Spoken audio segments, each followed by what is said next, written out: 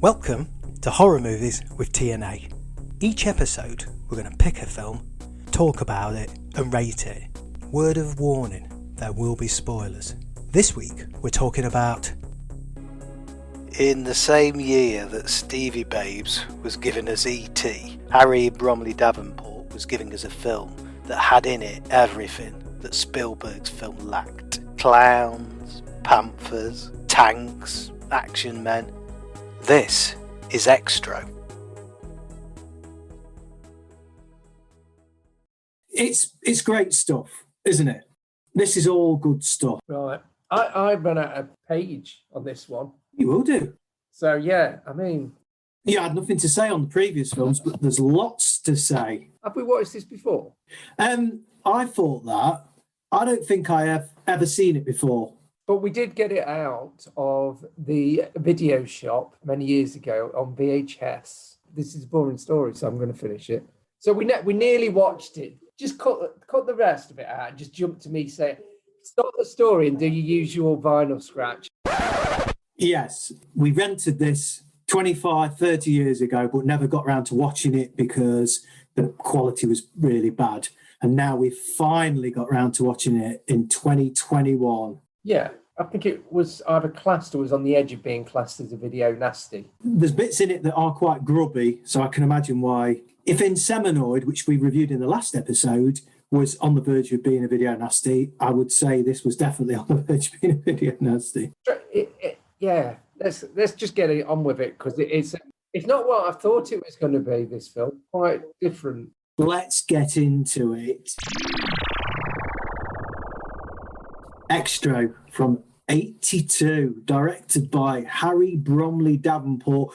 Apart from him directing XTRO 2 and XTRO 3 and him doing the soundtrack to this film, which at times was fucking hell borderline unbearable, I don't know what else of any note he did, really. That was about it, I think. It sounds like he's very posh. I mean, not that having a middle name makes you posh. I mean, we've both got him.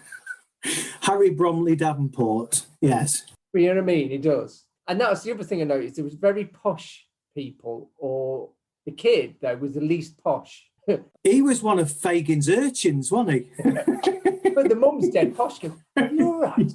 Yes. I'm all right, baby. Yes, I liked him. Fucking hell. Anyway, I've not really got much to say about the people that starred in it. Most of them are from British TV, except Joe, played by Danny Brannan. Again, he wasn't. The only one that's probably of any note is Annalise, who was played by Marianne Darbo, who was a Bond girl, wasn't she? Yeah, because she was a Bond girl for In the Living Daylights. She made a documentary about Bond girls as well. About XTRO.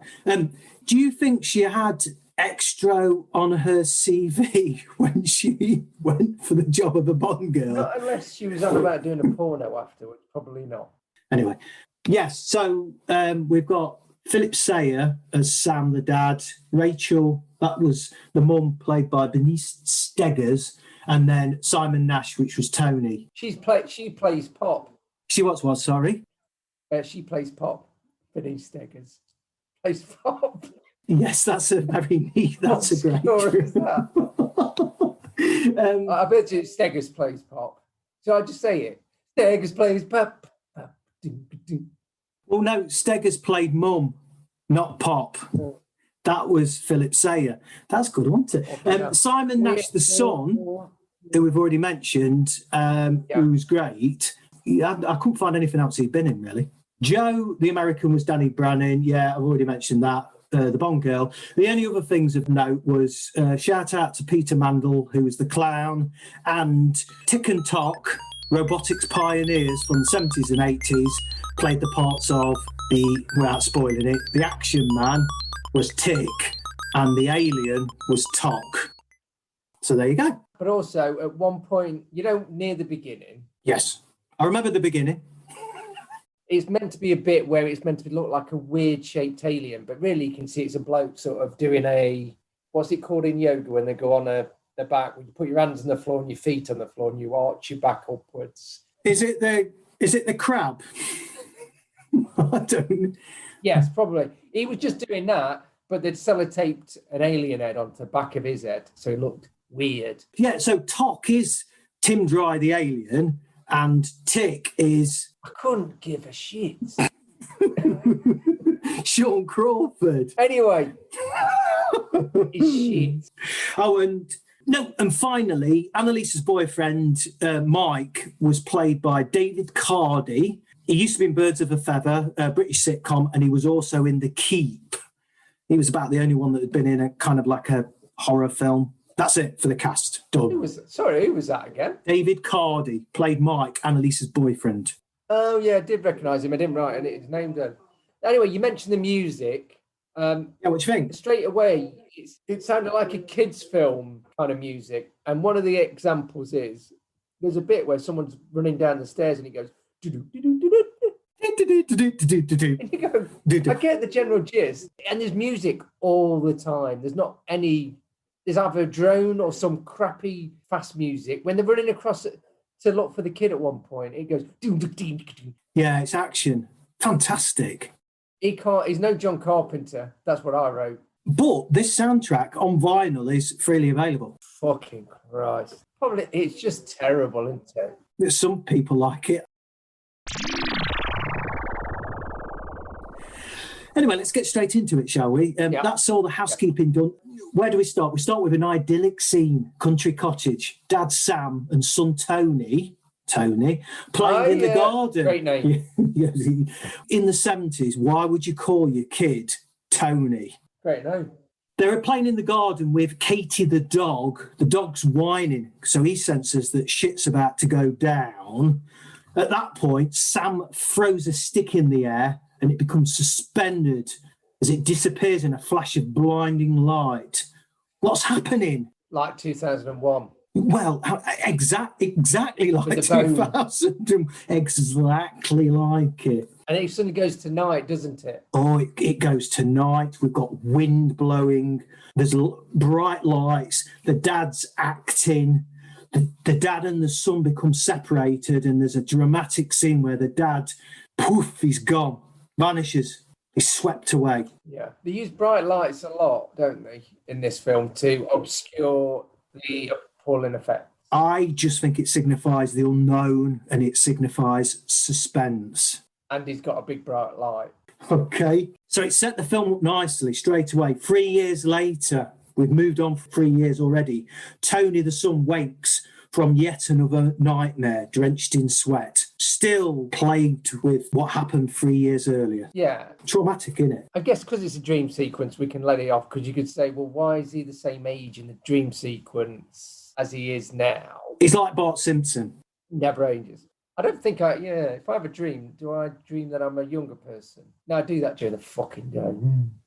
I dream it's in first person, so I don't really... Like Doom. Like Doom.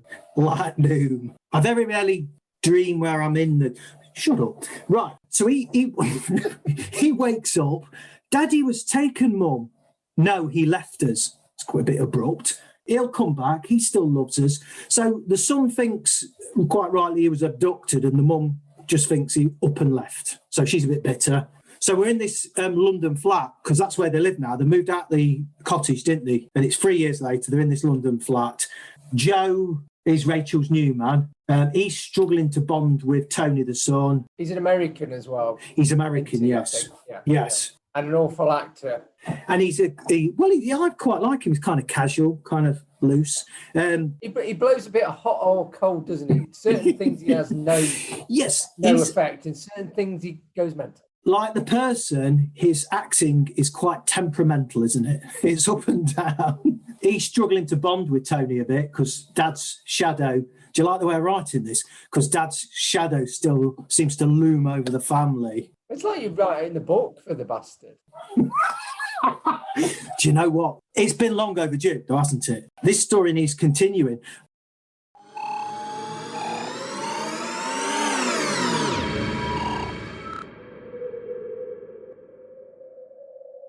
But then it switches to showing a bit of a rural scene. And again, it's at night, and a light, which is the spacecraft, returns over kind of rural countryside and crashes.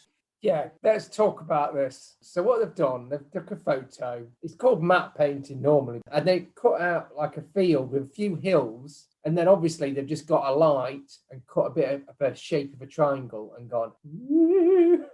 What I'm trying to say is this bright light that he's bought is doing a lot of the heavy lifting on this special effects on this bastard film.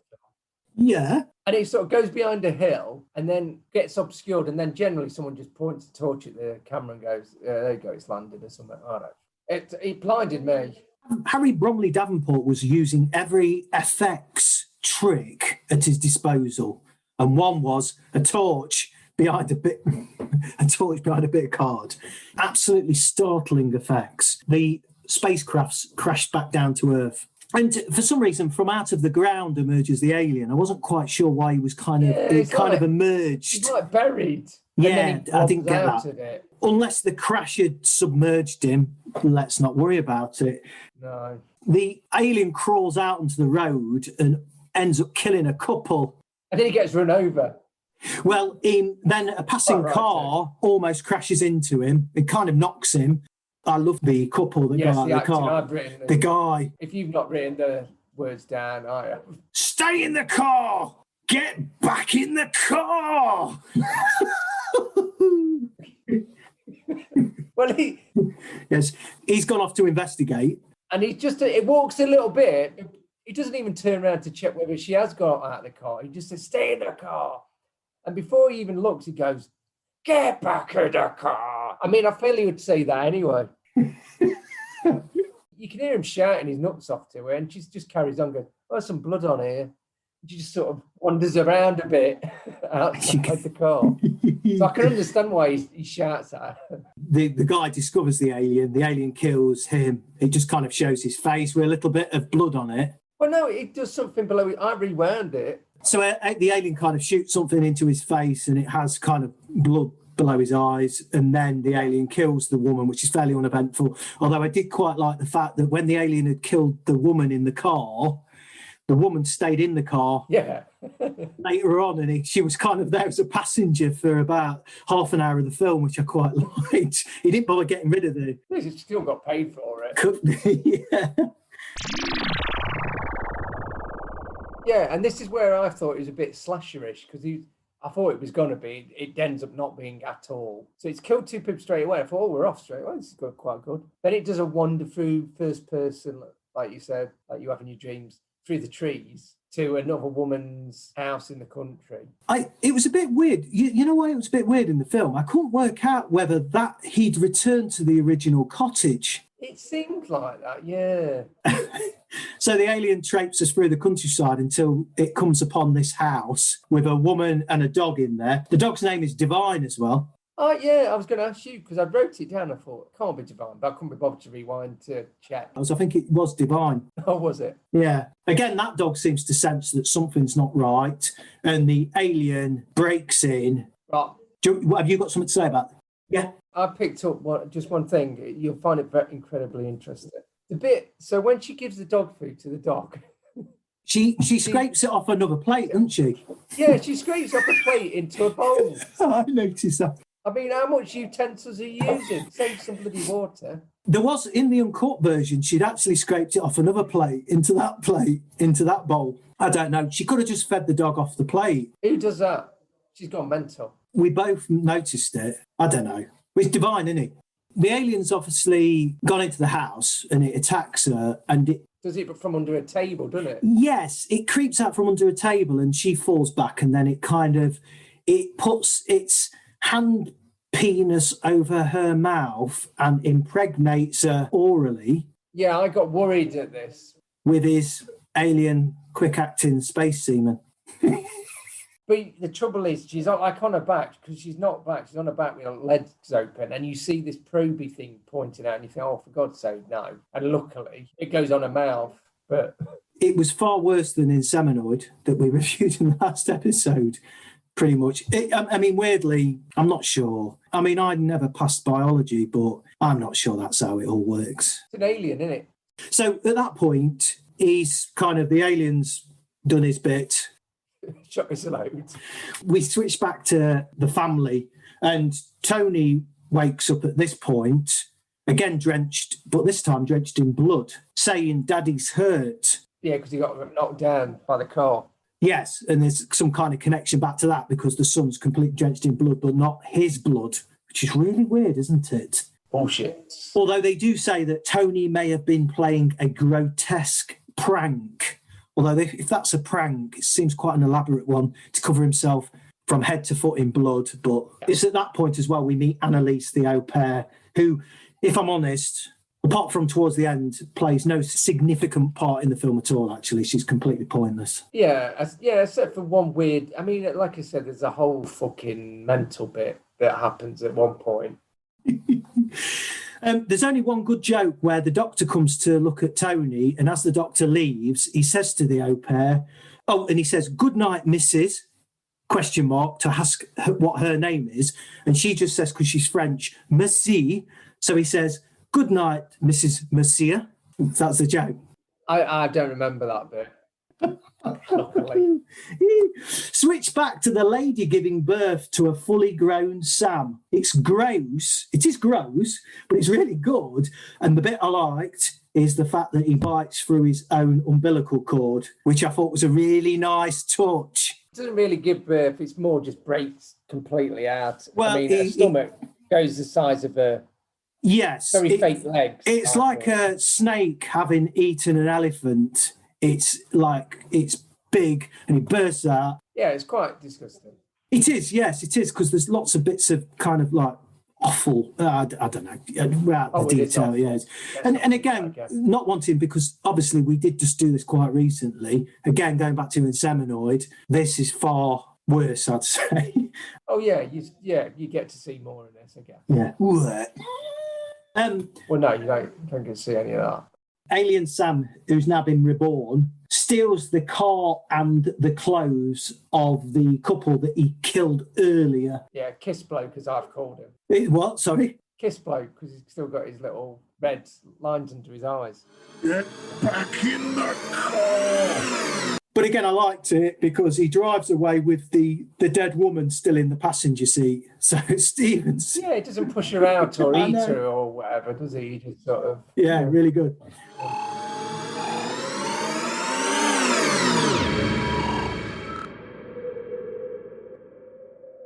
We get introduced to Tony's snake, Harry.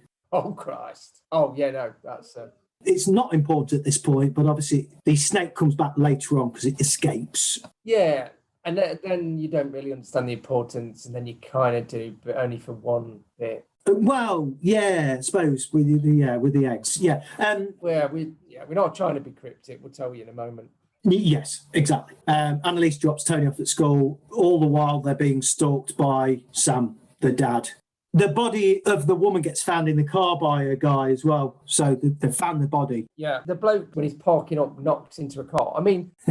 he dinks it, doesn't he, properly? But he goes, "Oh, sorry, love, bumped into your car." He knocked on a window, opens a door, because that's what you do when you're... Yeah, you open the other person's car, don't you? And he pushes her back. As she moves back, she's obviously being told by the director with her right hand to literally hold her guts in. So when she falls back in the seat, then her arm goes back. You'll notice her hand is like over her guts. And then her guts fall out. Yeah. So when she's forward, hold them in. I mean, you're spoiling the movie magic, but... I apologise. Yes.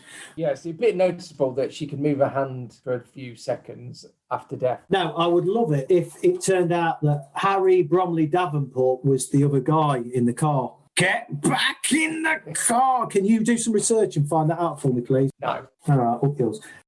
We then switch to where Joe works because he's a kind of fashion glamour photographer. There's a scene where it goes back to Joe's work. He's a fashion photographer, and it just made me laugh because there's a guy with a monobrow, and then there's really terrible dubbing for the model who's being photographed. It's like she's off screen. Yes, you can just hear her voice. But then someone's doing, someone's deciding to overplay the part. Yeah. All right, Joe. Oh, no, my sandwich. It's great. So that scene's pointless. Wasn't really worth mentioning. No. Rachel, the mum, goes to pick Tony up from school only to discover he's already been picked up by Dad, Sam, Alien Sam. Oh, this is another conversation. She has a conversation with Rachel while she's there with one of the other parents. Yeah, she asks, which way did he go? But she doesn't wait for an answer and just walks off. Anyway, which way did he go? Oh, yeah, right. See ya. She starts running around. It's probably at this point that also the synthesizer music gets cranked up as she chases after. She keeps seeing Tony in the distance, kind of thing, the son. And eventually she meets up with Sam. Yeah, it comes out that looms out the shadows, doesn't he? So instantly, as you would after 3 years, when he tells her also, I can't remember where I've been. Yeah, bullshit. Chinny bush. She takes him back to the flat. And this is where she says, do you recognise this? And he says, yes, I think I do. I quite like his voice. And then she asks him if you can remember anything that happened 3 years ago. And he says, And he goes, there was a light above me, a strong wind. It felt hot. It felt good. Oh, yeah. I've had that after a really hot curry. I was held in a light, he also says. It's absolutely enthralling stuff. I mean, she takes a lot of bullshit from him because obviously anyone else with a normal person would not even take him home. So there you go. Throughout the film, he was taking the piss.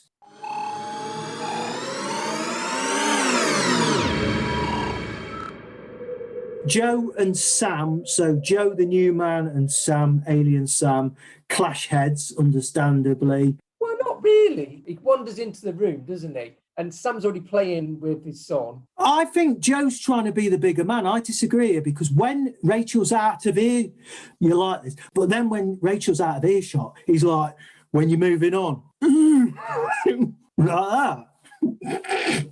Well, again, it's so understated. It's like he's asleep, except for one bit. Let's go to the dinner party later. We have a scene where Tony the son catches Sammy's dad eating Harry the snake's eggs. And obviously Tony runs away because he's very confused and he doesn't understand why his dad would be getting so much enjoyment from those eggs as well. I mean, he loves them snake eggs, doesn't he? Gets a lot of juice out of them as well, doesn't he? A lot of juice out of those snake. It's like Grey Goop. Which, again, is not the best thing out of a Kinder Surprise. But, I've had worse. He chases after Tony. When Sam catches up with Tony, who's hiding, accompanied by awful music, I put. Now, this is where I got uncomfortable. Tony's running away. And there's a grown man chasing him. Yeah, his dad. So then Tony's hiding in a corner with his shirt still open. I mean, do you see it up, son? A few times in this film, I was a little bit uncomfortable. Well, and then what you're about to... So the bit of talk and then what happens next is... You were eating Harry's eggs. I needed them. I'm not the same as before. Do you remember when they took me? I went to another world. I had to be changed so I could live there. Why did they take you? I was lucky. It could have been anyone. Then Sam sucks his son's blood and in doing so seems to impart some kind of telekinetic ability onto him. But the bit where the dad is sucking... It's not from his neck, it's from his shoulder. Because it was out of nowhere, really, because he's having that conversation, which is weird enough. And then he sort of bites into his son's shoulder for a long, long time. Yeah, it's like a big bubble, isn't it? Yes, it was a good effect for that bit, but dodgy. It's a bit weird.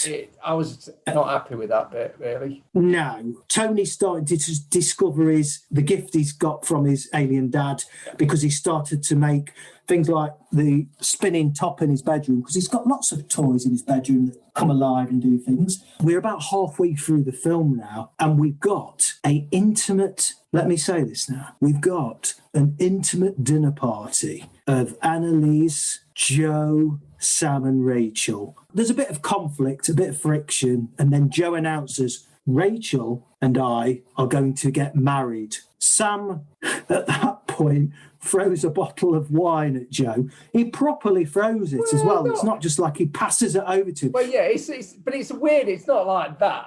Tries to hit him in the fucking face with it, man. That's not a dinner party I've ever been to. Right, I'll demonstrate. What you'd do, you get it, you'd run over and you batter him round the head with it. Yeah, but he just grabs it by the normal bit we used to pour and sort of just launches it forward. Yeah. But again, this is where, Joe, are you doing it or shall I? Or we can both do it. It's up to you. We're both going to do it. Well, I think we'll both have a go at it. We've never seen the film until this week, but we've quoted this line from XTRO for about 30 years because of the extraordinary overacting It's not just that. I think it's the key change. It's like he's gone from one end of the scales to the next. Danny Braining, who played the role of Joe, must be commended for this. I'll let you go first. Right, so this is my reading of Joe's line in the film XTRO, 1982. You're a crazy maniac.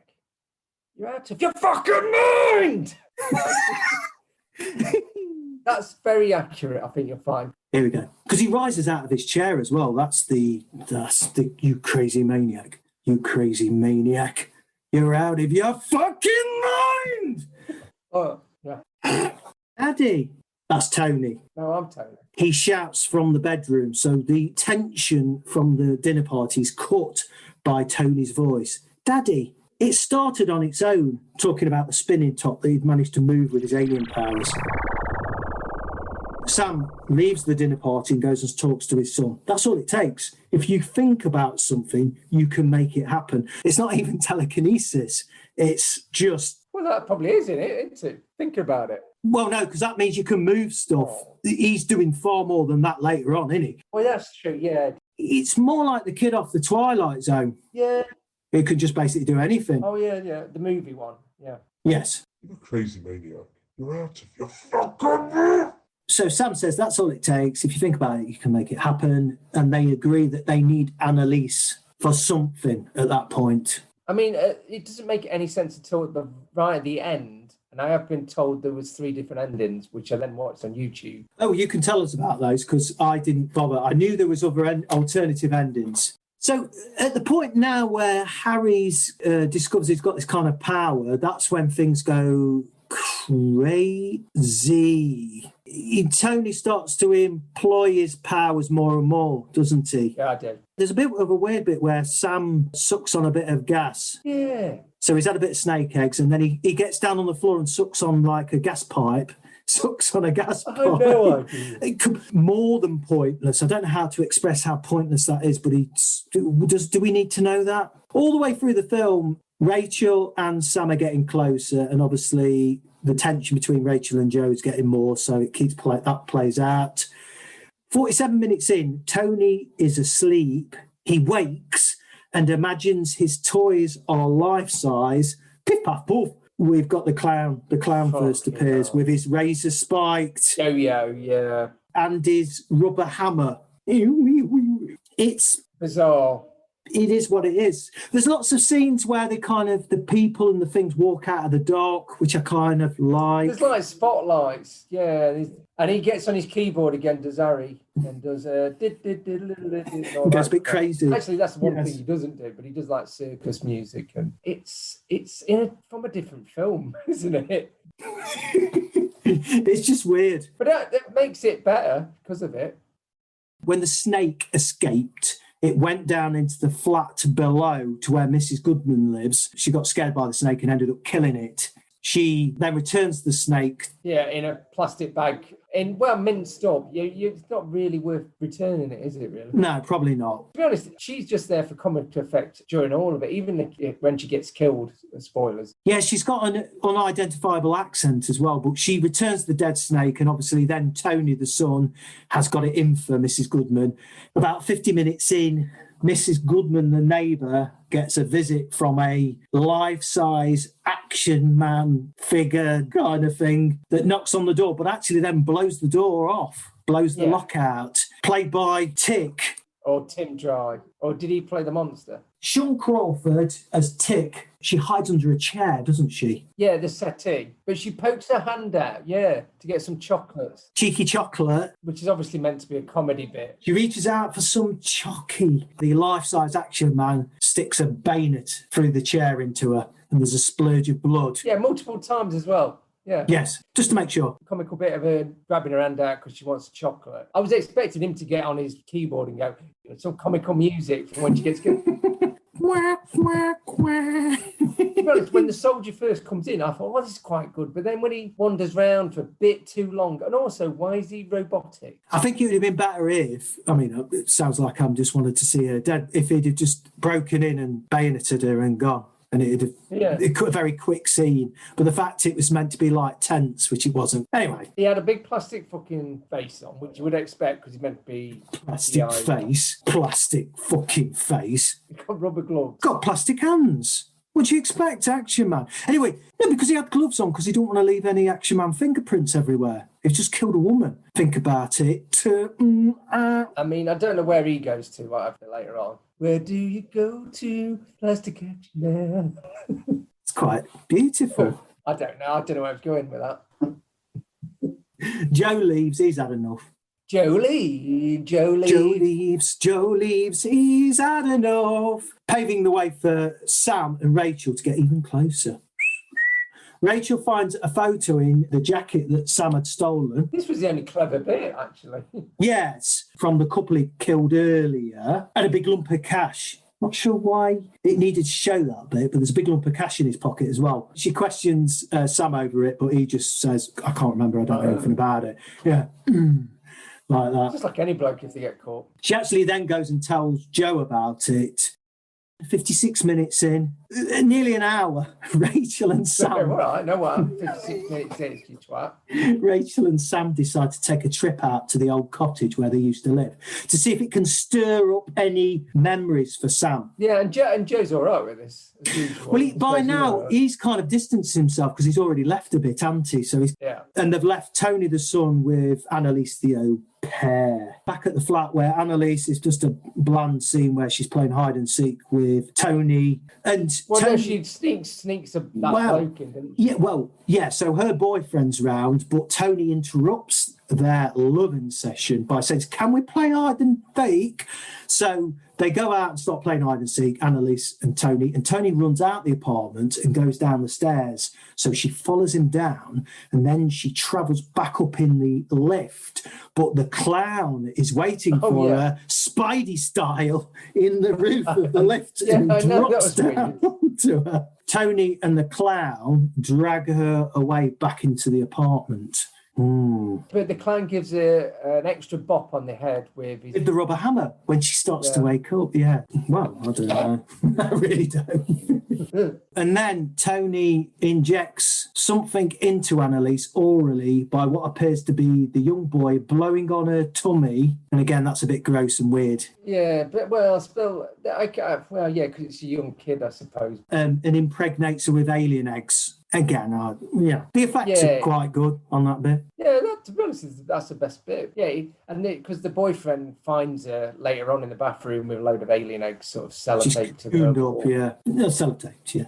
And then the boyfriend gets chased by a tank, and then ultimately, it's suggested he gets killed by a panther or attacked by a panther. I must have missed something here. Where the fuck does a Black Panther come from? Yeah, so where they had the clown, where it showed the flipping clown, there's a flipping panther next to it. Well, you picked up on it better than I. Because I just thought, who's released the fucking panther?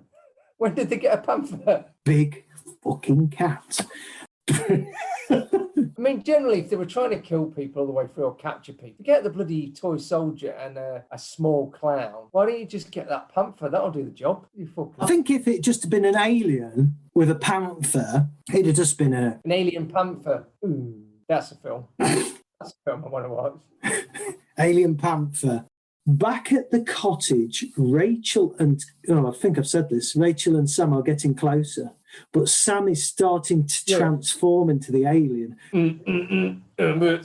He's reverting back to his alien form. So there's bits of his hair and he's scabbing up, isn't he? Yeah, he pulls a bit of his hair out. He sort of pulls it out. Got a proper little cap of skin on it. Size of a 10-pence piece. $1 or something. I don't fucking know. Whatever, a cent. I'll get full. And then he lobs it on the fire. Does he? Yeah, he throws it on the fire. Oh, I didn't watch that bit.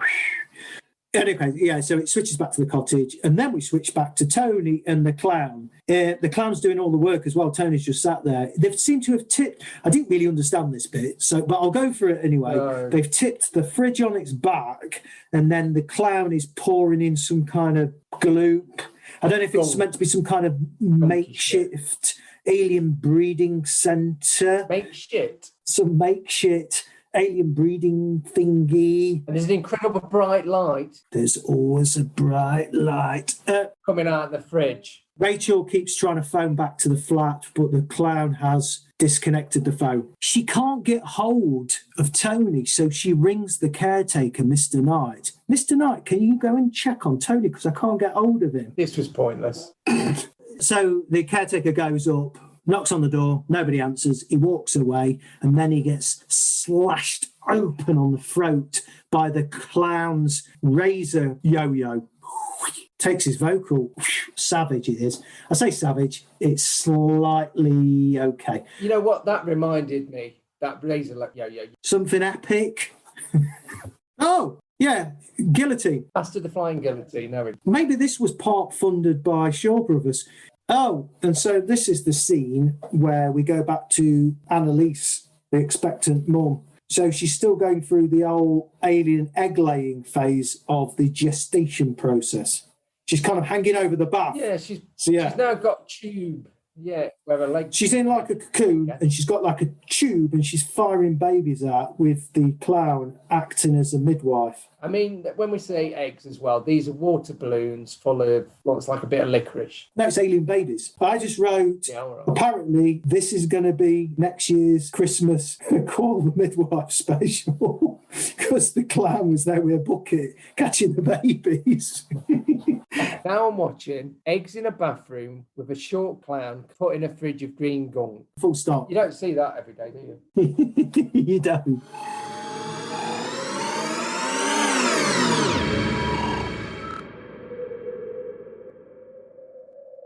Hour and 10 minutes in, Joe is emptying out the bird cage, and through the bird shit on the paper that he's used to line the cage, he spots a news article about the body of the woman. He matches that up with the photo that was found in Sam's jacket earlier. So he realises that Sam... Yeah, don't know why he's got it, mind you.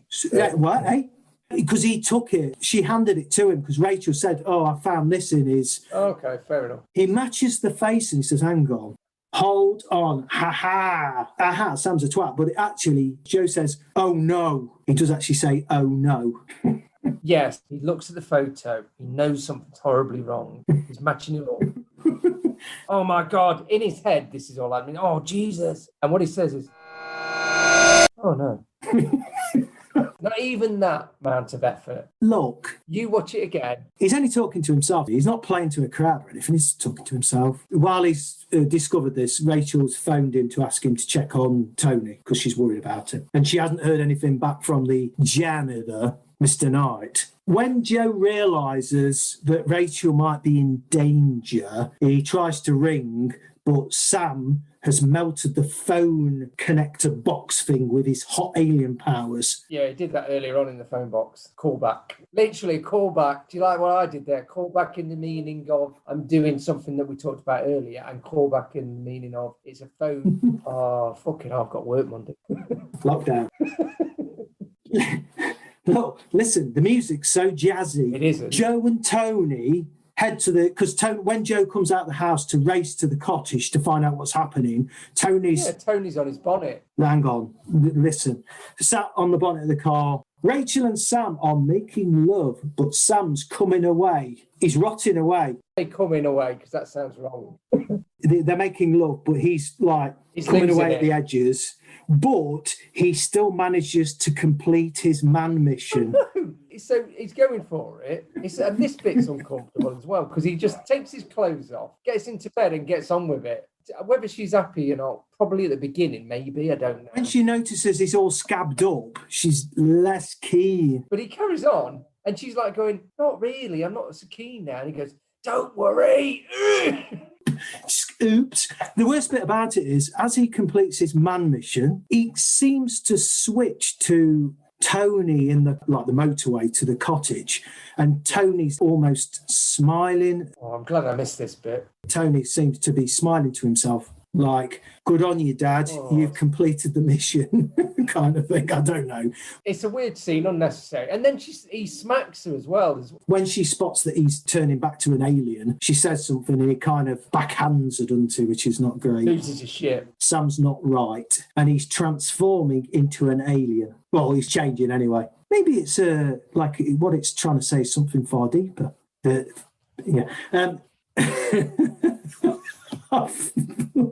Tony goes to Dad, who's by now fucked everyone. What do you mean he's fucked everyone? He's not fucked Sam or... Joe and Tony turn up at the cottage, and Joe goes to find Rachel, and they both run out. Tony's already wandering up the hill with his dad, Sam, who's now become even more alien-like. Yeah, they're hand in hand, aren't they, wandering off? Wandering into an alien light. But having said that, this looks quite good because he's like in a field. He's got a bit of a smoke machine.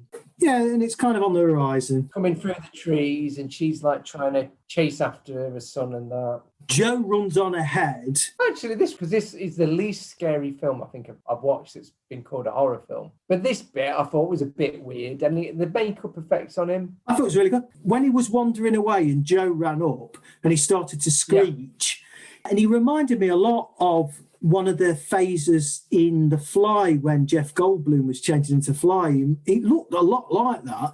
Yeah. Oh. Yeah, and when he started screeching, Joe's ears started bleeding and he dies. Yeah, he grabs his side of his ears and his ears are buggered. So he's got the power to make Joe's ears bleed, and then when he emits this piercing, high-pitched alien screech, and Joe's dead, Joe dead, Joe dead. And with that, and rather depressingly, Tony's gone with his dad.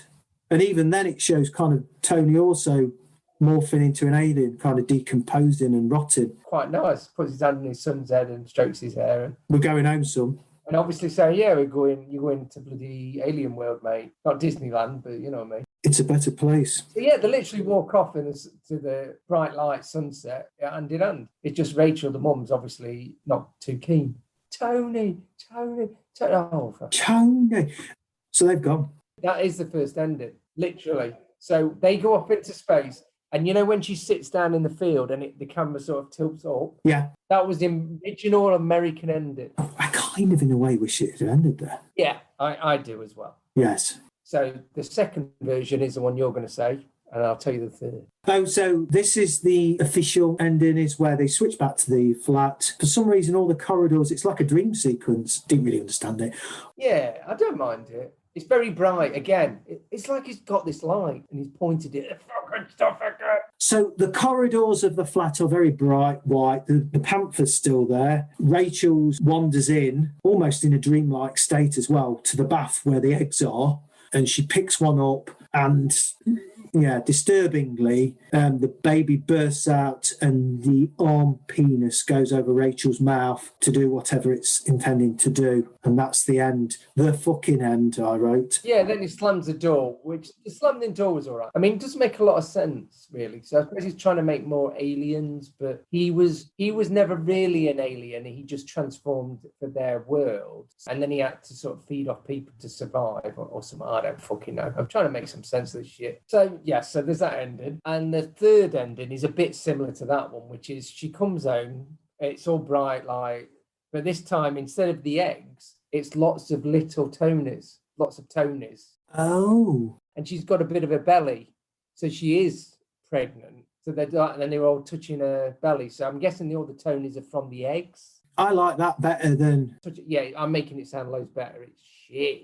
No, I like that better. But she's got a bit of a smile on her face as well. And then it just ends. But it ends really, doesn't end abruptly, it just sort of fades. I like version 2 where it doesn't go back to the flat at all. But if they're going to go back to the flat, I think it should have had... You would have preferred the Tonys. Lots of little Tonys. So there you go. That's my choices. Or, even better, Rachel had walked into the bathroom and the action man had been there holding one of Tony's in his arm, a little baby. I love you, Mummy. Alien eggs. Alien eggs out his bottom. That's the answer. And that is the end of XTRO. Oh, I like that. I like the ending. Yes. I've not actually given it a rating yet, for some reason.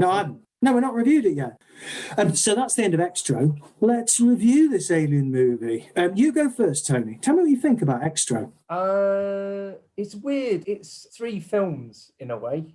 I thought the first part I did quite like because it was a sort of, it got on with it straight away. There was no real setup. It was like, here's a family, and then 2 seconds later, alien comes down and he starts killing people. There's no filler in it. I thought it ticked along quite nicely. Well, there isn't, I suppose. I was about to say there is in the middle, but there isn't. It just feels like a different film in the middle. Not scary. It's like I say, it's not really scary. It's weirdly not jumpy or anything. It's got a weird vibe about it, but it's not scary. I don't think it's that gory. Yeah. It's quite grubby. It doesn't maintain the gore as well. It is a little bit lightweight. I think I preferred the first 20 minutes. I like the weirdness of the clown bit. So the clown and the even the soldier for a little bit.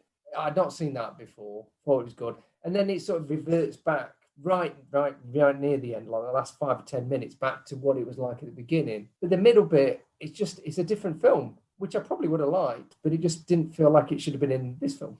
Would I watch it again? No, not really. It tries to be weird, if that makes sense. Do you think he intentionally tried to weird people out? I just think he just came up with loads of ideas and yeah, maybe. It depends if he was that prepared with it. I don't know. It wasn't so much, I wasn't bored, but didn't feel like a horror film. Like you said, just threw lots of ideas and see what shit stuck to the wall.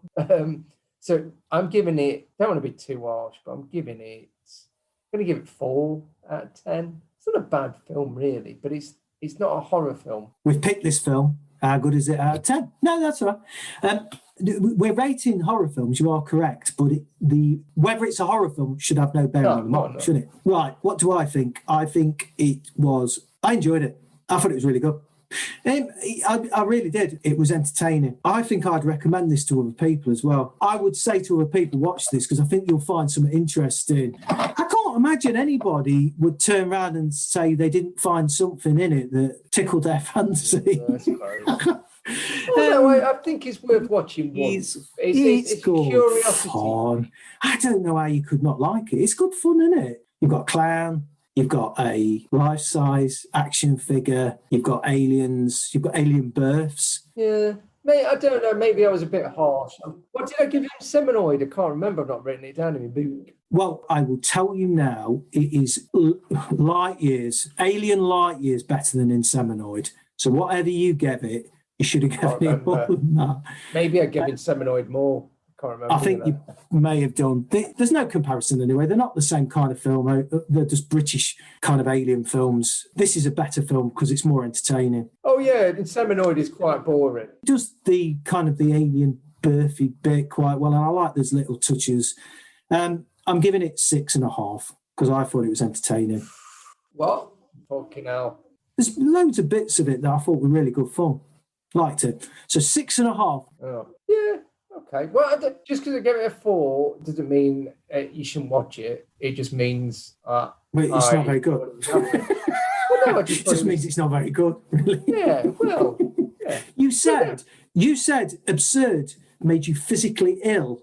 And you gave that 3. You've only given this about 1 mark more. 1 mark more. Hey, I thought you said you couldn't remember, you twat.